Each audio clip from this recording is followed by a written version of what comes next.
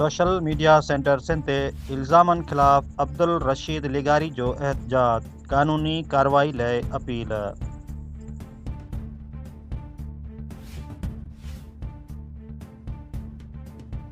Social media centre Sindh आॾो हिकु एहतजाजी मुज़ाहिरो कंदे अब्दुल रशीद लिगारी साॻी फरह वारे ॿुधाईंदे ॿुधायो त कुझु माण्हू हिन ग़रीब मिसकीन ख़िलाफ़ फेसबुक ते बेबुनियाद इल्ज़ाम तराशी करे रहिया आहिनि, जंहिं सबबि संदसि समाजी वक़ार खे नुक़सानु पहुची रहियो आहे। हुन चयो त मज़दूरी सां गॾु संदसि शौक़ु ॻाइणु आहे ऐं हू हर साल 14 अगस्त हुजे या ॿियनि ख़ुशी वारनि मौक़नि ते दोस्तनि खे नवनि नमूननि सां ख़ुशि करण जी कोशिशि कंदो आहे। टियों ॾींहुं आहे जो हिन जे नाले सां सोशल मीडिया ते ख़्वार ऐं ख़राबु कयो पियो वञे, जॾहिं त उन्हनि माण्हुनि जे पंहिंजे करतूतनि खां दुनिया वाक़ुफ़ु आहे। अब्दुल रशीद लिगारी जो चवणु हो त हुन SHO ॾेई, SSP Badin, DIG Hyderabad, IG Sindh ऐं इंसानी हक़नि जी तंज़ीम खां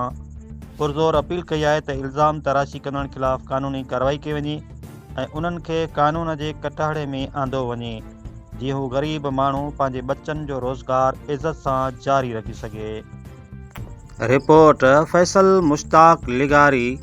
media coordinator, team human rights Pakistan, टंडोबागो, जुडो।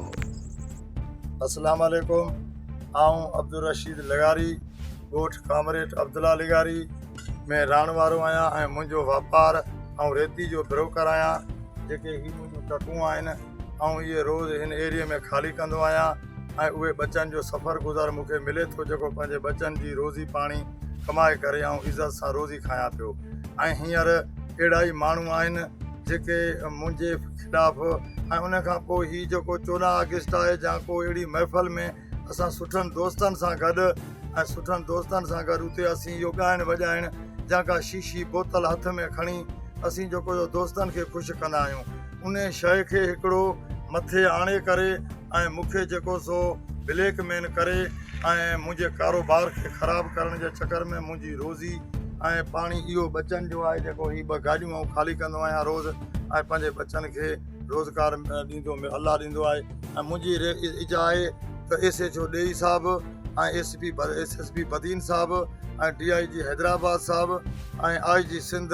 ऐं जेके बि इदारा आहिनि, उन सभिनी खे मुंहिंजी पुरज़ोर अपील आहे कि इन अहिड़े माण्हू खे जेको पकिड़े करे कानून जे कटाड़े में आंदो वञे, जीअं त असीं ग़रीब माण्हू पंहिंजी रोज़ी कमाए सघूं।